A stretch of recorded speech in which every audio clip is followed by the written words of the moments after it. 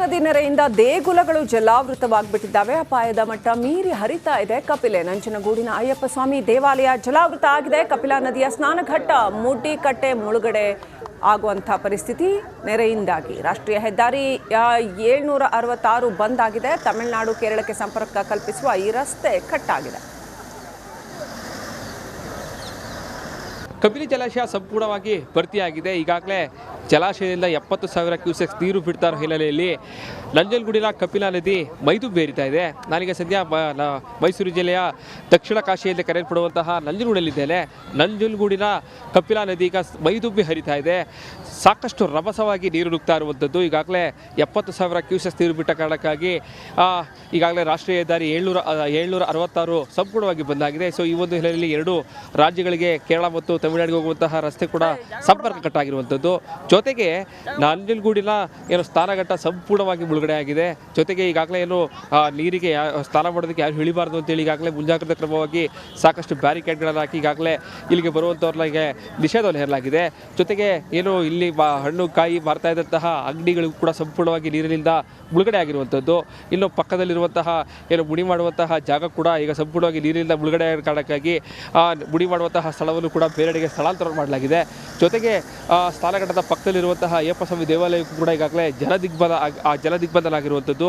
ಸಂಪೂರ್ಣವಾಗಿ ಅಯ್ಯಪ್ಪ ಸ್ವಾಮಿ ದೇವಸ್ಥಾನಕ್ಕೆ ನೀರು ನುಗ್ಗಿರೋ ಕಾರಣಕ್ಕಾಗಿ ದೇವಾಲಯ ಕೂಡ ಬಂದ್ ಮಾಡಲಾಗಿದೆ. ಈಗಾಗಲೇ ನಂಜನಗೂಡಿನ ತಗ್ಗು ಪ್ರದೇಶಗಳಲ್ಲಿ ಈಗಾಗಲೇ ಪ್ರವಾಹದ ಭೀತಿ ಎದುರಾಗಿದೆ. ಜೊತೆಗೆ ಈಗಾಗಲೇ ಹದಿನಾರು ಮಂಟಪ ಇರ್ಬೋದು, ಪರಶುರಾಮನ ದೇವಸ್ಥಾನ ಇರ್ಬೋದು, ಎಲ್ಲವೂ ಕೂಡ ನೀರಿನಿಂದ ಸಂಪೂರ್ಣವಾಗಿ ಮುಳುಗಡೆ ಆಗಿರುವಂಥದ್ದು. ನೀವೀಗ ನೋಡ್ತಾ ಇರುವಂತಹ ದೃಶ್ಯ ಇದು ಕಪಿಲಾ ನದಿಯ ನಂಜನಗೂಡು ದೇವಾಲಯ ಮುಂಭಾಗದಲ್ಲಿರುವಂತಹ ಹರಿಯುವಂತಹ ನದಿ. ಇದು ಸಾಕಷ್ಟು ವೇಗವಾಗಿ ಮತ್ತು ಬೋರ್ಗರದಿಂದ ಈಗಾಗಲೇ ಹರಿದು ಹೋಗ್ತಾ ಇರುವಂಥದ್ದು. ಸುಮಾರು 70,000 ಕ್ಯೂಸೆಕ್ಸ್ ನೀರು ಬಿಟ್ಟರ ಕಾರಣಕ್ಕಾಗಿ ಸಾಕಷ್ಟು ಪ್ರವಾಹದ ಭೀತಿ ಎದುರಾಗಿದೆ. ಇಲ್ಲೂ ಕೂಡ ಸಾಕಷ್ಟು ಮಳೆಯಾಗುವಂತಹ ನಿರೀಕ್ಷೆ ಇದೆ.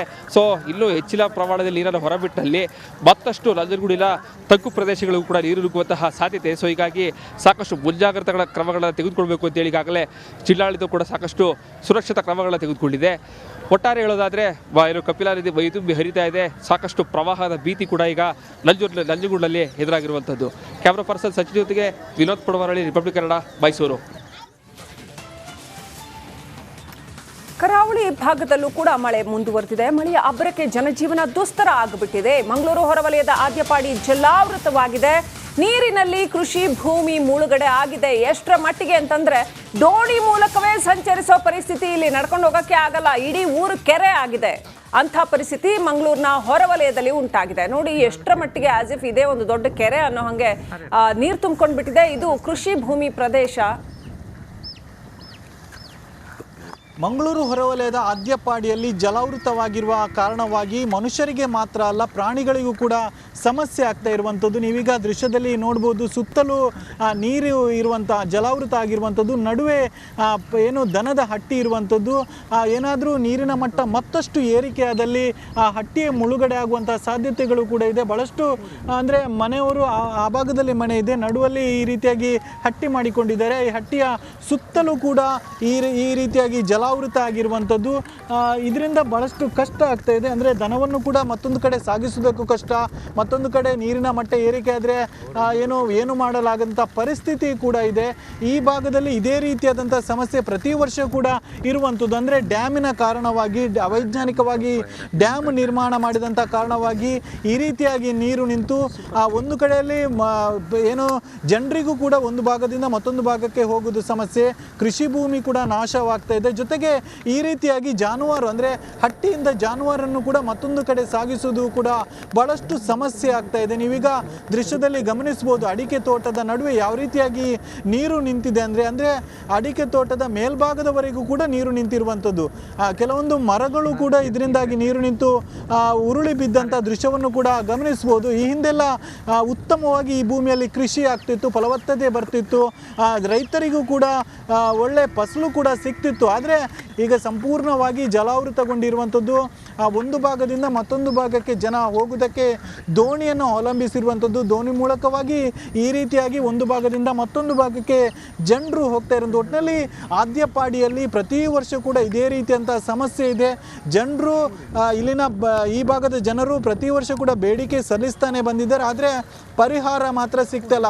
ಮುಂದಾದರೂ ದಕ್ಷಿಣ ಕನ್ನಡ ಜಿಲ್ಲಾಡಳಿತ ಎಚ್ಚೆತ್ತುಕೊಂಡು ಈ ಭಾಗದ ನಿವಾಸಿಗಳಿಗೆ ಒಂದು ಪರಿಹಾರ ಕಲ್ಪಿಸಬೇಕು. ಅಂದರೆ ಅವೈಜ್ಞಾನಿಕ ಏನು ಕಾಮಗಾರಿಯಾಗಿ ಡ್ಯಾಮ್ ನಿರ್ಮಿಸಿದ್ರಿ ಅದನ್ನು ಒಂದು ಸರಿಪಡಿಸಬೇಕು. ನೀರು ಸರಾಗವಾಗಿ ಹೋಗುವಂಥ ವ್ಯವಸ್ಥೆ ಮಾಡಬೇಕು. ಕ್ಯಾಮ್ರಾ ಪರ್ಸನ್ ದಿವಾಕರ್ ಪದ್ಮಂಜ ಜೊತೆ ದಿನೇಶ್ ಕಾಶಿಪಟ್ನ, ರಿಪಬ್ಲಿಕ್ ಕನ್ನಡ, ಮಂಗಳೂರು.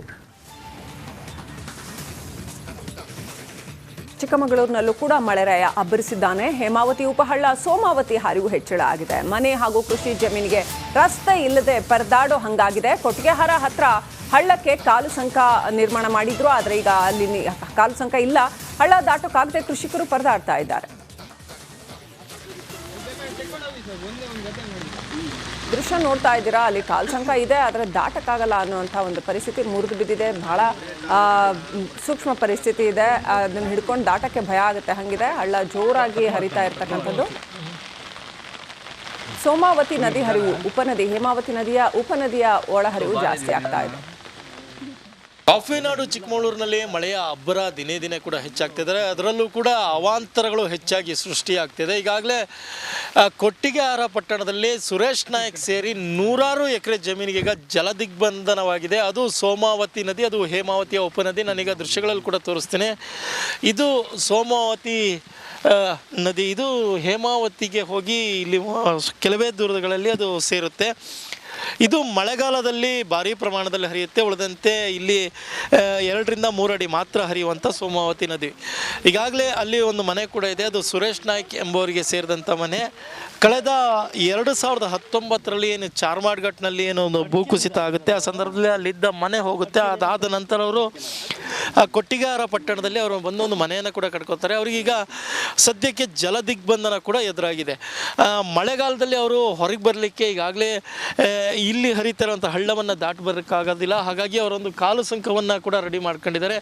ಅದು ಅಡಿಕೆ ಮರಗಳನ್ನು ಹಾಕಿ, ನಂತರ ಕೆಲವೊಂದು ಸೌದೆಗಳನ್ನು ಹಾಕಿ ಅವರೇ ಕೂಡ ರೆಡಿ ಮಾಡ್ಕೊಂಡಿರುವಂಥದ್ದು. ಇಲ್ಲಿ ಯಾವುದೇ ರೀತಿ ಗ್ರಾಮ ಪಂಚಾಯತಿ ಅನುದಾನ ಇರ್ಬೋದು, ತಾಲೂಕ್ ಪಂಚಾಯತಿ ಇರ್ಬೋದು, ಸರ್ಕಾರದ ಯಾವುದೇ ಅನುದಾನಗಳನ್ನು ಇಲ್ಲಿ ಕೊಟ್ಟಿಲ್ಲ. ಒಂದು ಪ್ರಮುಖವಾಗಿ ಒಂದು ಮನೆ ಆದರೆ ಮತ್ತೊಂದೆಡೆ ನೂರಾರು ಎಕರೆಯ ಕೃಷಿ ಭೂಮಿಗಳಿದೆ. ಹಾಗಾಗಿ ಯಾರೂ ಕೂಡ ಅಲ್ಲಿ ಕೃಷಿ ಮಾಡ್ತಾ ಇಲ್ಲ. ಒಂದು ಪ್ರಮುಖವಾಗಿ ಅಂದರೆ ಅಲ್ಲಿಗೆ ಹೋಗಲಿಕ್ಕೆ ರಸ್ತೆ ಇಲ್ಲ ಅನ್ನೋಂಥದ್ದು. ಬೇಸಿಗೆ ಸಂದರ್ಭದಲ್ಲಿ ಕೆಲವೊಂದು 4 ವೀಲ್ಗಳು ಇಲ್ಲಿ ದಾಟಿ ಹೋಗ್ಬೋದು. ಉಳಿದಂತೆ ಯಾವುದೇ ಕಾರಣಕ್ಕೂ ಬೇರೆ ವಾಹನಗಳು ಕೂಡ ಹೋಗೋಕ್ಕಾಗಲ್ಲ. ಇಲ್ಲಿ ಕಾಲು ಸಂಕ ಹೊರತುಪಡಿಸಿದರೆ ಬೇರೇನೂ ಇಲ್ಲ. ಹಾಗಾಗಿ ಇಲ್ಲಿ ನೂರಾರು ಎಕರೆಯ ಕೃಷಿ ಭೂಮಿಗಳನ್ನು ಹಾಳು ಬಿಟ್ಟಿದ್ದಾರೆ. ಒಂದು ಮನೆ ಕೂಡ ಇದೆ. ಅವರು ಅನಿವಾರ್ಯವಾಗಿ ಇಲ್ಲಿ ಇರುವಂಥ ಸ್ಥಿತಿ ನಿರ್ಮಾಣ ಇದೆ. ಖರ್ಚಿನಿಂದ ಒಂದು ಕಾಲು ಸಂಕವನ್ನು ಮಾಡ್ಕೊಂಡಿದ್ದೀವಿ, ಅದರಲ್ಲೇ ಕೂಡ ಓಡಾಡ್ತೀವಿ. ಆದರೆ ಸರ್ಕಾರ ಮಾತ್ರ ಇಲ್ಲಿವರೆಗೂ ಕೂಡ ಯಾವುದೇ ರೀತಿ ಗಮನ ಹರಿಸಿಲ್ಲ. ಶಾಸಕರಿಗೆ ಬಂದಿದ್ದಾರೆ, ಆದರೆ ಶೀಘ್ರವೇ ಒಂದು ನಮಗೆ ಕಾಲು ಸಂಕವನ್ನು ಮಾಡಿಕೊಡಿ ಅನ್ನುವಂಥ ಆಗ್ರಹವನ್ನು ಕೂಡ ಈಗ ಸುರೇಶ್ ನಾಯ್ಕ್ ಕುಟುಂಬ